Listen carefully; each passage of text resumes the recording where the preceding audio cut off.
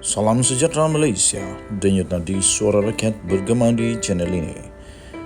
Jangan lupa tekan butang subscribe, like dan share. Malaysia kita punya, cintai Malaysiaku, kita jaga kita.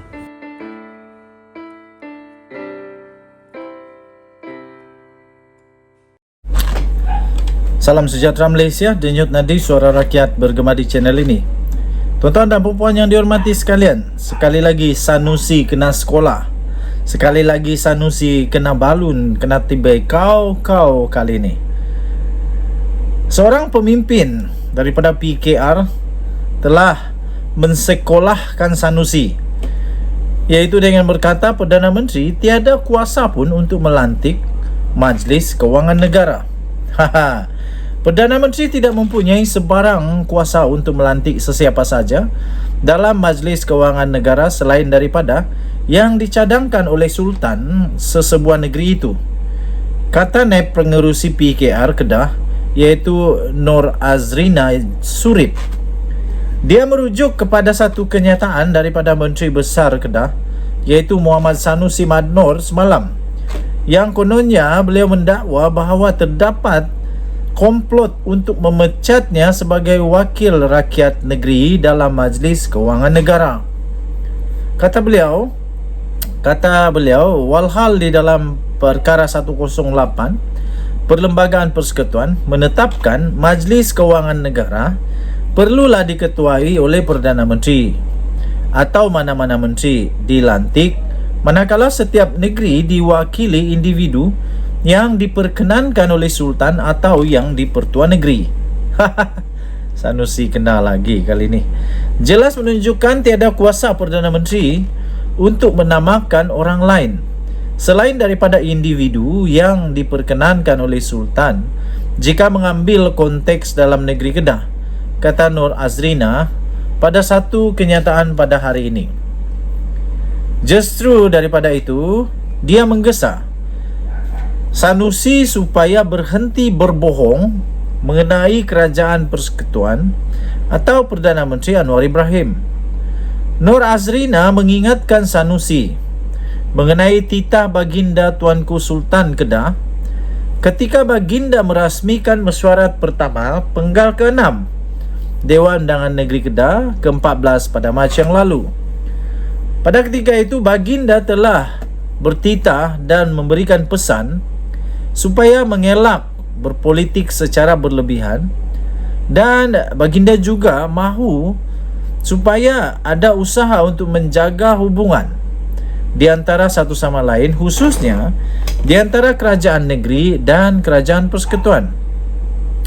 Jelas itu menunjukkan harapan yang tinggi agar mengekalkan profesionalisme demi rakyat Kedah, katanya dalam kenyataan itu.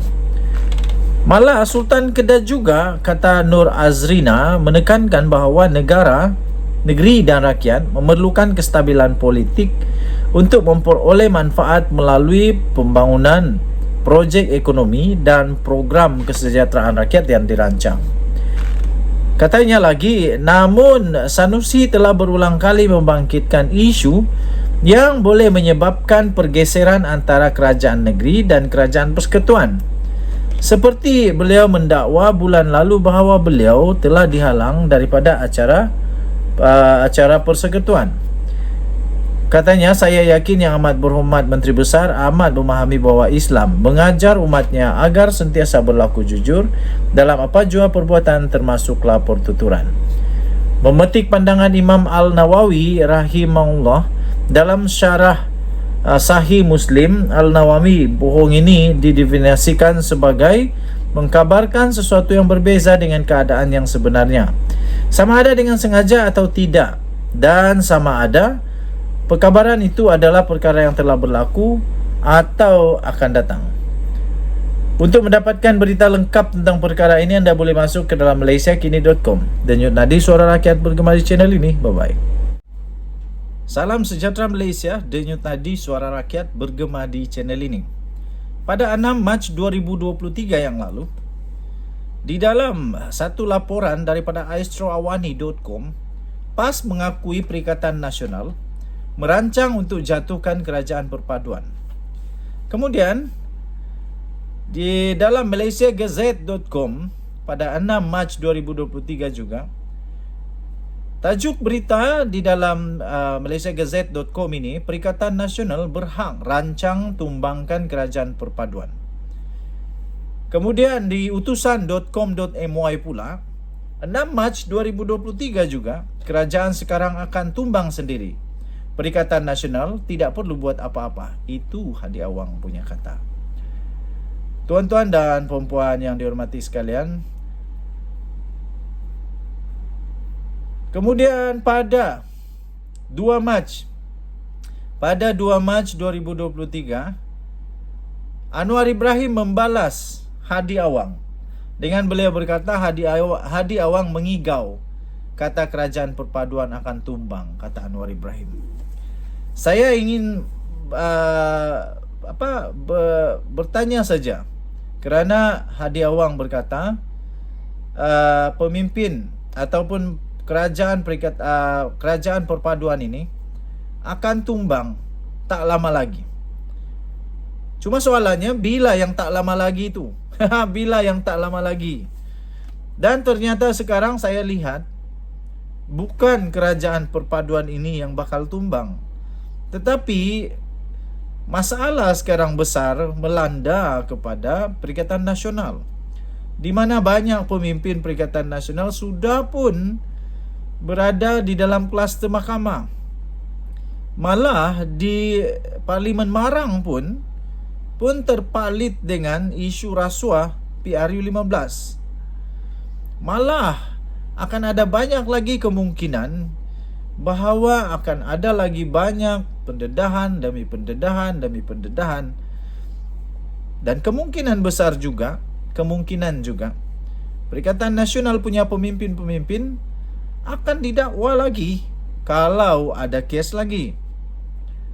Dan anak kepada bos-bos Perikatan Nasional pun juga sudah kena dakwa.